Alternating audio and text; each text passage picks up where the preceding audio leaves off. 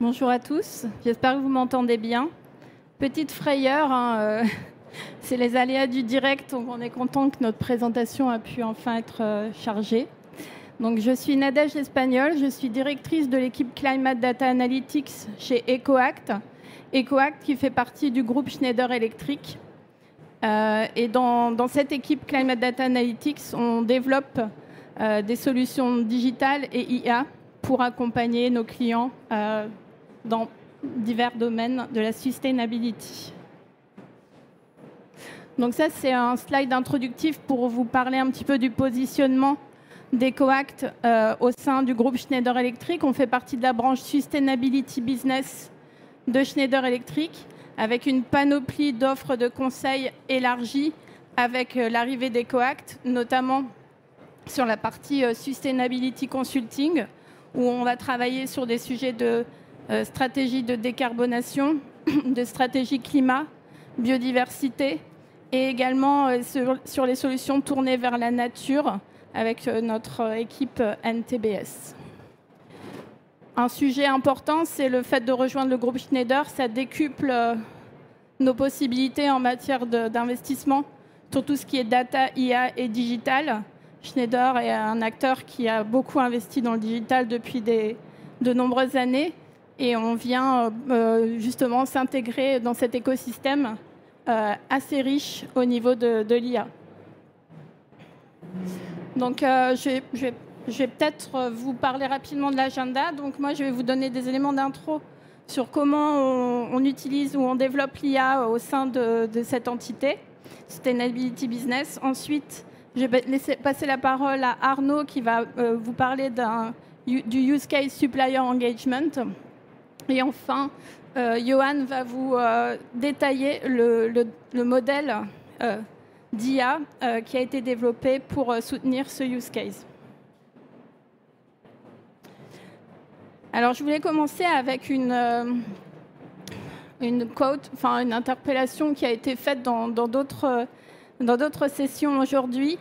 Vous n'êtes pas sans savoir que l'IA, c'est ultra consommateur, c'est assez énergivore. Surtout le phénomène d'IA générative qui est apparu ces dernières années. Et on est extrêmement conscient. Et la dernière phrase qui a été postée par l'IEA sur le fait que la demande d'électricité pour pouvoir nourrir les data centers, pour pouvoir servir les besoins en matière d'IA, vont quadrupler entre aujourd'hui et d'ici 2030. Donc quadrupler, c'est énorme et l'idée de notre intervention aujourd'hui, c'est de vous expliquer que quand on développe de l'IA, on peut le faire de manière aussi sustainable et raisonnée. Donc on est engagé sur deux dimensions. La première, c'est bien sûr d'utiliser l'IA pour réduire l'empreinte environnementale, et on y reviendra après avec le use case qu'on va développer. Et aussi, on cherchera sans cesse à réduire l'impact de l'IA dans notre démarche de développement et de déploiement.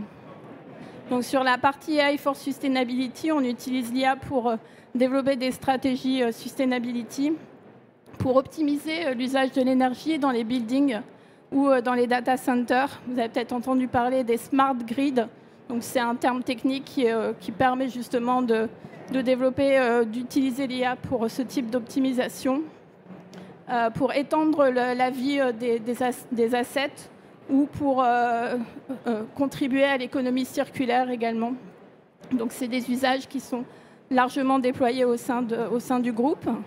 Et sinon, quand on développe nos modèles, on va toujours chercher à optimiser l'usage de l'énergie et la mesure de l'empreinte carbone associée à ces modèles en utilisant les méthodes actuelles. Il y a eu pas mal de recherches effectuées dans ces domaines. On va choisir le modèle qui est approprié.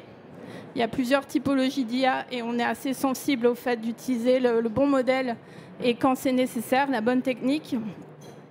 Quand on a choisi le bon modèle, on va chercher à réduire la taille de ce modèle. Il y a des techniques de quantisation qui existent qui permettent d'alléger les paramètres, les hyperparamètres de ces modèles pour permettre justement de les rendre moins lourds. Et enfin, on peut aussi jouer sur la sélection, sur le choix du data center, de la région, du cloud, pour optimiser on va dire les usages d'énergie associés aux régions de ces data centers. Un point que je trouve intéressant, c'est de rappeler à chacun qu'il y a plusieurs types d'IA. Et quand dans la conscience actuelle, j'ai l'impression que souvent, les gens vont associer IA à IA générative, qui peut être très consommatrice et très impactante d'un point de vue de l'environnement. Mais c'est important aussi de dire qu'il y a plusieurs types d'IA qui sont aujourd'hui très utilisés et très utiles. Donc l'IA traditionnelle, c'est l'IA qui est développée depuis des décennies. On va parler de machine learning ou deep learning. C'est construire des systèmes experts sur des domaines très spécifiques. Et souvent, on associe la machine et l'homme. C'est-à-dire que les modèles permettent une aide à la décision, mais la décision finale sera prise par l'humain. Donc, dans les exemples, on va développer tout à l'heure le modèle d'estimation des émissions carbone. On utilise aussi ces modèles-là pour faire du monitoring des projets de reforestation, pour faire du scoring d'impact climat. Ensuite, une autre typologie d'IA qui se développe aussi au sein de notre business, c'est l'agentique. Donc, vous avez peut-être entendu parler il y a quelques années du RPA, la Robotic Process Automation. Les agents autonomes, c'est des robots intelligents, c'est-à-dire qu'on va venir mettre une intelligence artificielle. Donc, souvent, c'est des modèles de machine learning qui sont associés à des process automatisés du code qui va permettre de développer des agents autonomes qui vont gérer des process par eux-mêmes. Donc, par exemple, là, chez nous, on a tout un process sur l'enregistrement des factures d'énergie qui se fait de manière complètement automatique et avec le moins de vérification possible. Donc, on a réussi à atteindre un niveau relativement bon de ce côté-là. Et enfin, l'IA générative. Donc là, moi, je dirais que c'est plutôt des assistants qui permettent essentiellement d'améliorer la productivité au sein des organisations. Et l'impact peut être énorme et énergivore, surtout quand on parle de génération de contenu. Quand on génère des images avec de l'IA générative, on peut arriver à des niveaux d'impact extrêmement importants en termes d'eau et d'énergie. Mais toutefois, il y a des usages intelligents de l'IA générative, comme l'aide à la production des reporting ESG ou le screening de documents très complexes, comme le rapport du GIEC, par exemple. Donc ça aide beaucoup nos consultants. Je vais finir sur les use cases qu'on développe, ou sur lesquels on travaille actuellement. Donc on utilise à la fois l'IA traditionnelle et l'agentique, pas tant que ça, l'IA générative, pour faire de la recommandation de facteurs d'émission, pour effectuer un calcul plus précis de l'empreinte carbone, pour faire du data quality management de plus en plus. Les données climatiques sont des données qui ne sont pas toujours bien structurées, qu'on va aller chercher dans des sources d'informations relativement vastes. Et l'IA peut nous aider à accélérer sur la collecte et la qualité de ces données. On va aussi utiliser, donc ça c'est ce que vont développer mes deux collègues juste après, pour faire du forecasting des émissions des suppliers, des fournisseurs ou des entreprises. Et on a également d'autres use cases sur la partie sustainability reporting, l'assistance au développement de ces reporting CSRD, ESG, l'optimisation des supply chains avec des agents autonomes et le monitoring de la biodiversité. Donc ça, c'est des sujets, on va dire, très dans l'air du temps et qui sont passionnants avec le couplage du traitement des données satellitaires et des données prélevées au niveau des terrains en local pour pouvoir justement accélérer sur la mesure et le monitoring. Donc, je vais laisser la parole à Arnaud. Ouais, merci Nadège. Du coup, on va passer au use case. Avant ça, petite prise de température. On est d'accord, donc on est sur un usage controversé avec l'IA, avec des cas concrets. On voit par exemple les générations d'images qui vont créer des dépenses énergétiques absolument énormes. En prise de température de l'IA, c'est génial, ça va nous aider dans la sustainability, où il faut absolument éviter de l'utiliser. Vous vous positionnez où à peu près? Ok, donc on a des gens plutôt élevés à moyens. Donc nous, vous l'avez bien compris, on veut faire un usage raisonné de l'IA et l'utiliser à la marge. Donc pour le supplier engagement, on est parti du constat de ce qui est problématique avec le supplier engagement. Ce qui est problématique, c'est qu'on a des volumes de données absolument énormes, qui vont être les données de spend des entreprises et qui sont larges. Qui dit large dit difficile à traiter, à fiabiliser, à comparer avec des benchmarks. Ce dont on se rend compte, c'est qu'en fait, le traitement de la donnée, la collecte de la donnée devient l'action au détriment de l'action désirable elle-même, qui est le dialogue avec les fournisseurs, la recherche de solutions, la mise en œuvre opérationnelle. On constate aussi qu'on a une fatigue de plus en plus grande des fournisseurs sur le reporting, et donc le fait d'aller chercher la donnée auprès des fournisseurs devient de plus en plus compliqué, avec un taux de retour qui est parfois bas. Le troisième point, c'est que la qualité et la comparabilité des données est souvent difficile, et ça, c'est des points sur lesquels les IA donc, traditionnelles et agentiques peuvent nous aider. Donc en partant de ce constat, notre ambition avec cette plateforme, c'était de faciliter et d'assurer la collecte de données et la fiabilité des données, et de trouver le chemin le plus court vers l'action. Donc ça, on le fait en 3 temps. Le premier, c'est qu'on s'appuie sur les bases de données existantes. On va voir lesquelles après, mais notamment le CDP et le SBT, pour éviter d'aller sonner chez les fournisseurs. La deuxième chose, c'est qu'on va automatiser au maximum le traitement et la fiabilisation des données avec notre module, donc IA quand c'est possible, ou sinon de l'automatisation classique. Et ça nous permet d'obtenir assez facilement des visions sur les portefeuilles de nos fournisseurs, en particulier sur leurs émissions, sur les trajectoires et sur la maturité qu'ils vont avoir sur le climat, pour engager les discussions rapidement, sans attendre parfois plusieurs années, comme on le constate chez certains de nos clients. Alors concrètement, comment on fait pour obtenir cette vue du portefeuille fournisseur rapidement? La première chose, c'est qu'on va collecter des données au sein de l'entreprise, donc pas avec les fournisseurs, mais au sein de l'entreprise avec les directions achats. On va collecter des données relativement faciles à utiliser, donc les données de spend avec le non-fournisseur. Le non-fournisseur et la catégorie achat vont nous permettre de matcher les noms avec nos bases de données. Et après, on peut collecter d'autres données si vous en avez. Plus on a de données, plus l'IA est gourmande et peut nous donner des résultats fiables. La deuxième chose, c'est qu'on va aller récupérer, donc, en fonction de ces non-fournisseurs, des données dans des bases de données environnementales et des bases de données financières. Base de données environnementales, on a donc le CDP, Climate Disclosure Project, qui permet à plus de 12 000 entreprises aujourd'hui de reporter des données d'empreinte, des données de trajectoire et d'autres données.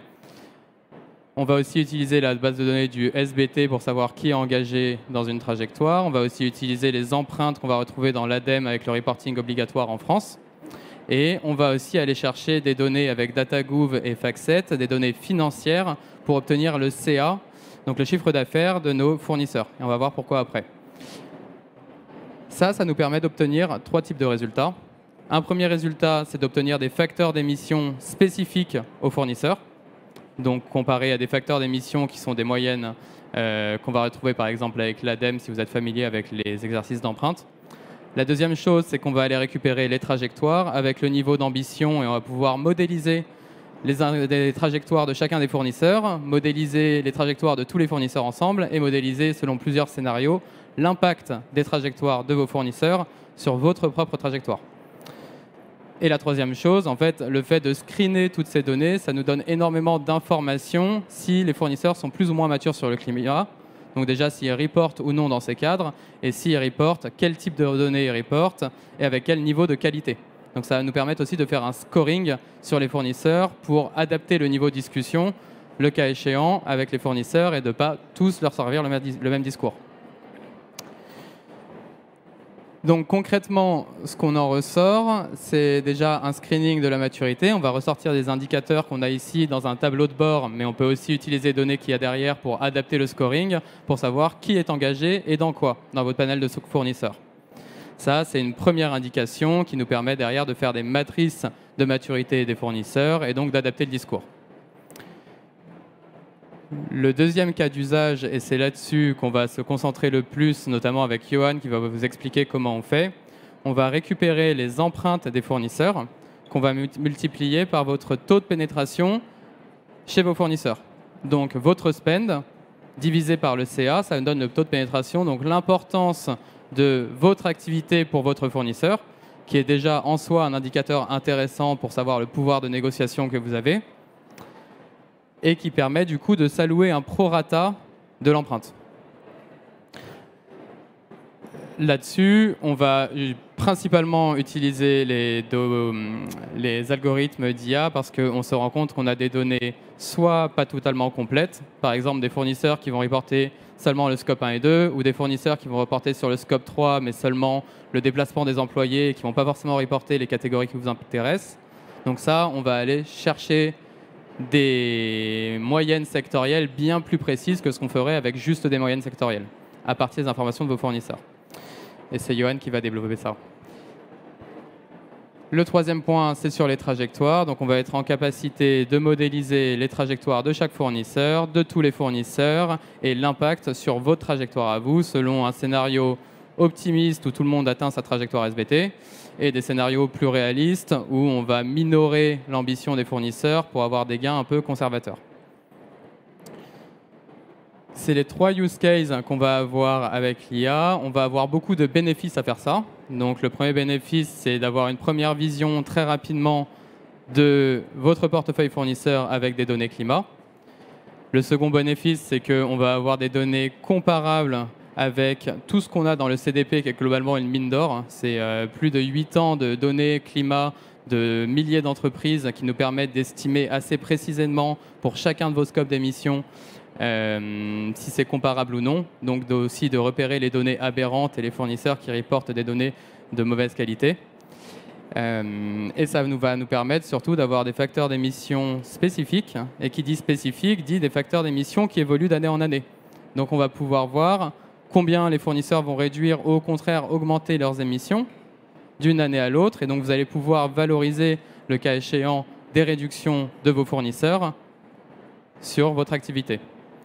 Maintenant, il y a bien entendu des inconvénients. Le premier, c'est qu'on est à la maille d'une entreprise, donc un fournisseur qui a plusieurs lignes de service, s'allouer un prorata de son empreinte, ça peut pas toujours être totalement fiable. Mais c'est ce qu'on peut faire aujourd'hui avec la donnée disponible, parce que la prochaine étape, c'est d'aller vers des empreintes carbone produits. Et c'est aujourd'hui quelque chose qui est assez peu disponible dans les bases de données, qu'on doit pour le coup aller chercher fournisseur par fournisseur avec chacun. Voilà pour la façon dont on utilise Seed aujourd'hui. Et maintenant, je vais laisser la place à Johan pour vous montrer comment on fait ça dans les formules derrière. Merci. Bonjour à tous, Johan Dieppe. Du coup, je supervise la partie développement d'outils et de méthodologies pour la décarbonisation des entreprises au sein d'EcoAct.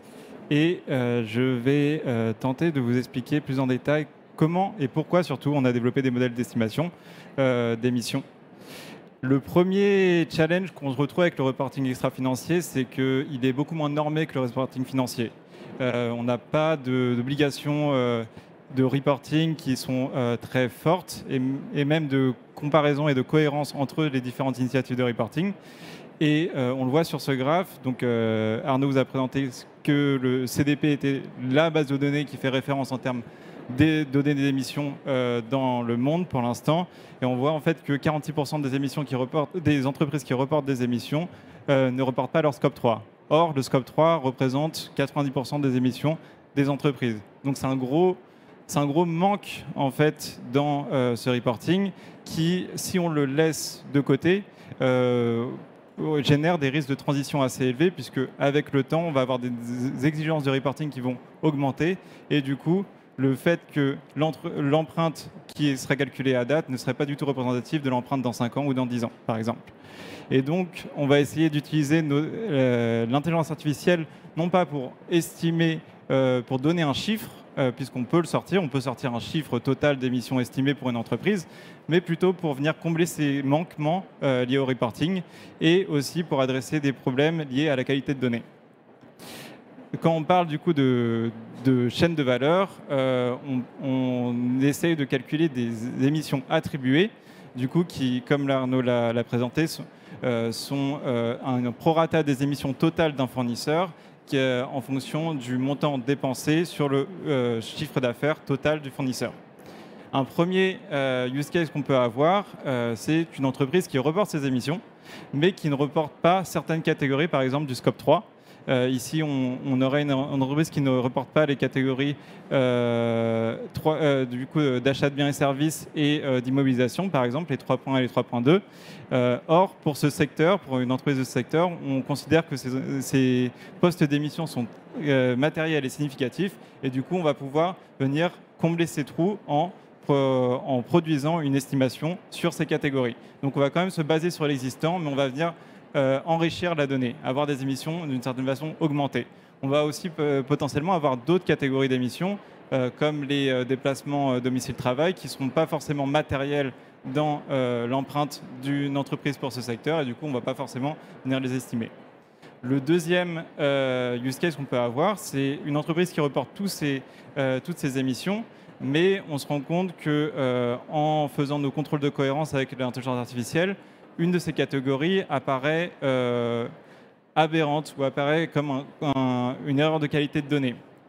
Et ça peut être causé de plusieurs façons, une erreur opérationnelle ou une virgule qui a été mal placée, ou le fait que, par exemple, on couvre qu'une partie de la catégorie d'émission et qu'une partie des données d'activité, mais on ne couvre pas la totalité de la catégorie. Ici, on va du coup venir informer le consultant et le client que ces données sont potentiellement aberrantes et on pourra choisir de la remplacer par une estimation pour avoir une idée un peu plus représentative de l'empreinte globale du fournisseur. Du coup, en termes de littérature et en termes de ce qui se fait, en fait, l'estimation des émissions, elle a commencé il y a un peu plus de 10 ans maintenant et elle se basait sur des intensités sectorielles par des providers de données d'ESG. Depuis, on a pas mal de papiers qui ont été assez fondateurs, dont le papier de Nguyen sur comment utiliser le machine learning et l'intelligence artificielle, du coup, comment essayer d'estimer des émissions à partir de facteurs en entrée comme des données financières, des données de taille d'entreprise, des sectorisations. Et du coup, on a un corpus littéraire assez fourni. Mais pour autant, ce corpus littéraire, il a deux principaux manquements que l'on a essayé d'adresser avec nos modèles. Le premier, c'est qu'on est souvent dans un environnement un peu idéaliste, où on a toutes les données à disposition, des données de consommation énergétique par exemple, du coup les performances vont être bien supérieures par rapport à ce qu'on pourrait trouver dans un cas réaliste avec nos clients, où nos clients n'ont pas forcément accès à toutes ces données. Et donc on s'est attaché à construire des modèles qui se basent sur moins d'informations, mais qui sont plus applicables en réalité, puisque avec peu d'informations, on peut avoir des performances qui sont plus ou moins similaires avec les modèles qui sont développés dans la littérature. Le second point qui est peu adressé, c'est qu'il se concentre surtout sur le scope 1 et 2, du coup les émissions directes et indirectes liées à l'électricité, mais pas sur le scope 3, les émissions indirectes. Et souvent, ces modèles vont venir estimer les émissions scope 3 à travers toutes les catégories en un bloc, avec un seul modèle.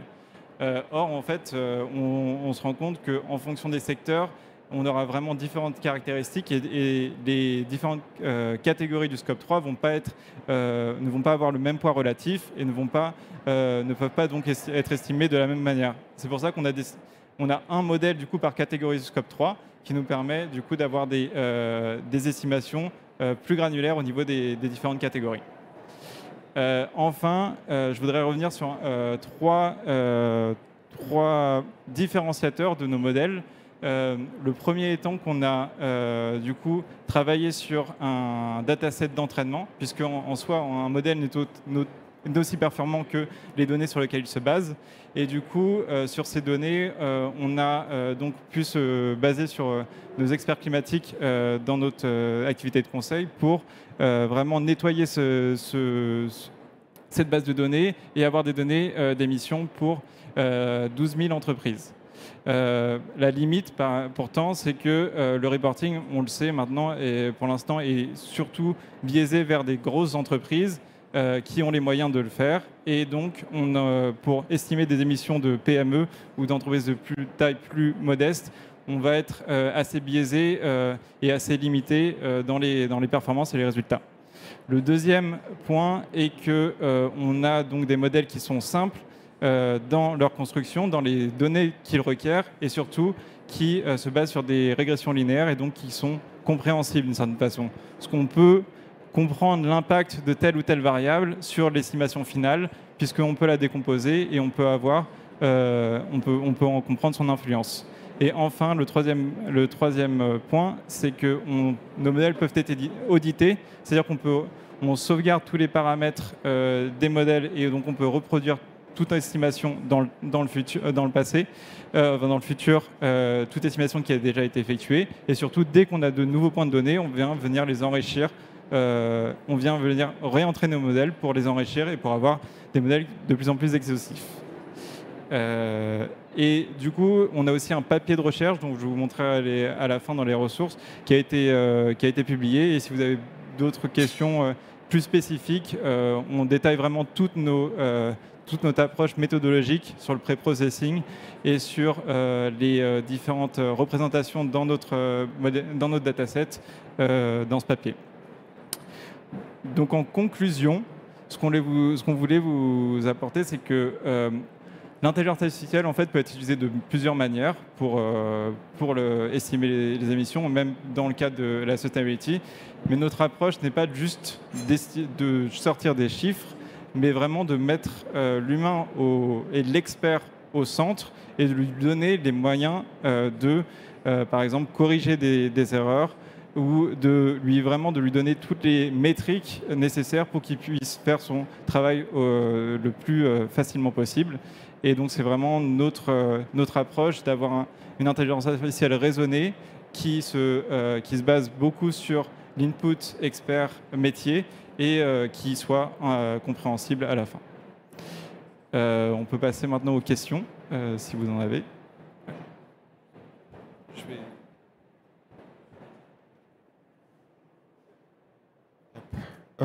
Oui, sur la partie sur la vérification des informations, c'est une partie qui est très très importante.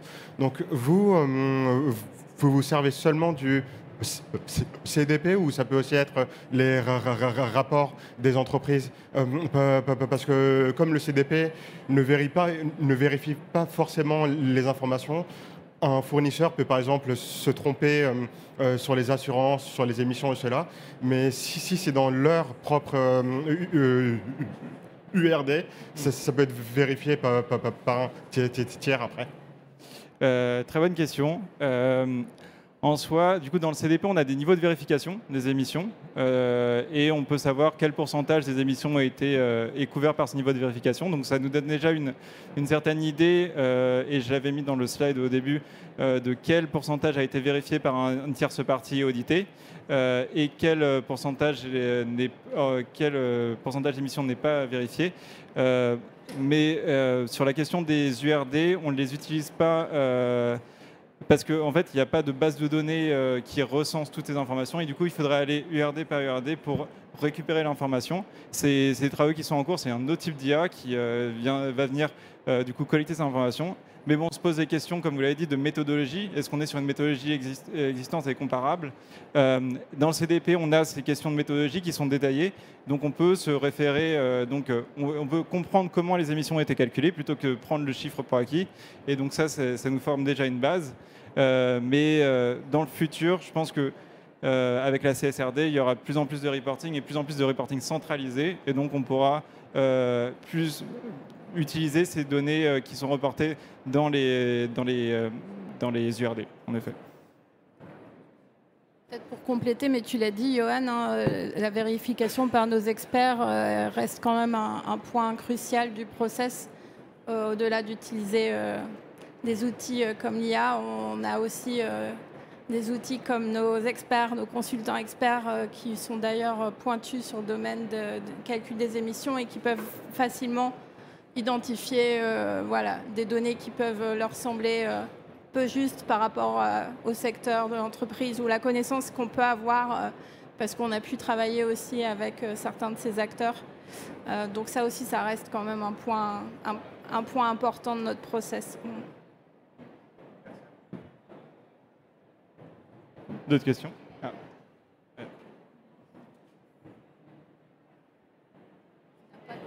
Merci. I will ask a question in English. Is it Yeah. okay? Yes. So, how do you address the issue of the double counting of carbon emission? Yeah. Double comptage. Ouais, sur le double counting, il y a 2 points. Il y a déjà sur les entreprises mères des fournisseurs par rapport aux fournisseurs eux-mêmes. Donc on doit déjà nettoyer les données de spend pour identifier ça. Ça, c'est en partie fait par l'algorithme et derrière, on fait une vérification à la main.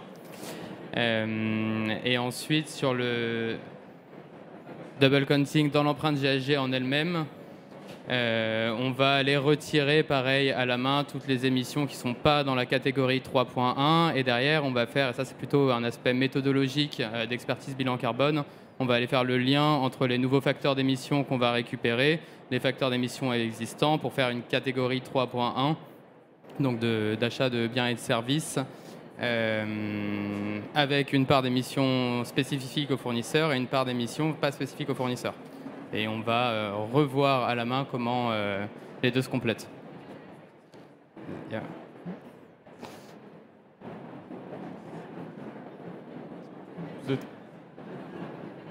Est-ce que vous avez d'autres questions?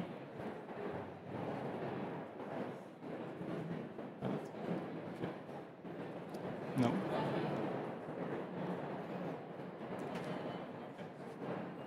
Merci infiniment à tous d'être restés jusqu'à cette heure tardive pour nous écouter. Avec le petit couac du début, on a réussi à rattraper le temps. Et voilà, donc c'est important effectivement pour nous de faire passer le message que l'IA traditionnelle reste relativement puissante pour traiter des cas de sustainability et on va toujours la privilégier. Et clairement, voilà, ce qui a été répété plusieurs fois, on s'attend aussi à un phénomène où les datas vont devenir de plus en plus précises et on va dire la donnée réelle va venir se soustraire idéalement aux estimations. Mais c'est sûr que sur un horizon assez moyen terme, ça reste relativement utile et ça nous permet d'aller plus vite et d'accélérer en tant qu'acteur de l'économie. Donc voilà, donc on a fait ce choix de pousser cette solution qu'on a appelée SEED, S-E-E-D, et qui aujourd'hui est adoptée par un certain nombre de nos clients et nous facilite grandement les missions Scope 3, Supplier Engagement. Je vais laisser le mot de la fin à Arnaud. Je ne sais pas si tu veux ajouter quelque chose là-dessus. Ouais, on commence à avoir un historique, mine de rien, avec l'utilisation de Faith Factor. Un historique sur plusieurs années avec certains de nos plus gros clients, parce qu'avant d'en faire un outil, c'était avant tout un outil chez des clients qu'on a développé avec nos consultants et avec l'équipe Climate Data Analytics. Donc c'est le gros avantage, c'est que c'est une team de dev et une team de consultants qui travaillent ensemble. Et sur les résultats, on commence à avoir des évolutions de portefeuille de fournisseurs. Malheureusement, ça a plutôt tendance à augmenter dans les résultats, mais ça, c'est pas l'outil, c'est la réalité. Les émissions globales des portefeuilles. Et ce qu'on voit, c'est que les données sont de plus en plus complètes sur nos top fournisseurs sur lesquels on va utiliser ce type de module. Ça va être couplé avec des stratégies d'engagement où dans les discussions avec les fournisseurs, on va les pousser à reporter, on va les pousser à s'engager dans le CDP ou dans le SBT. Ça va devenir des critères d'achat pour les fournisseurs existants, mais aussi des critères d'achat à l'entrée sur le RFI et RFP. Et ça donne des critères objectifs pour les acheteurs qui comprennent assez bien comment ça fonctionne pour derrière parler avec les fournisseurs et sélectionner leurs fournisseurs. C'est le gros avantage et reporter ça dans les empreintes et dans les trajectoires. Merci à tous. Et petit commentaire, On va envoyer un mail aux participants pour vous donner le lien vers les ressources. On a parlé du papier de recherche tout à l'heure avec Johan sur le contenu du modèle, si ça vous intéresse d'aller plus loin. On est assez fiers qu'il y a un côté académique qui a été réalisé autour de ce développement. Et on a également une librairie de code open source de l'équipe Climate Data Analytics qui est à disposition. Donc on a mis le lien. Si toutefois parmi vous, il y a des personnes qui sont intéressées d'aller regarder un peu nos librairies de code et comment on développe nos outils, c'est des choses qu'on partage avec plaisir parce que ça permet justement de toujours avoir plus d'impact et c'est notre moyen de faire de l'économie circulaire. Voilà. Bonne soirée à tous et bon retour.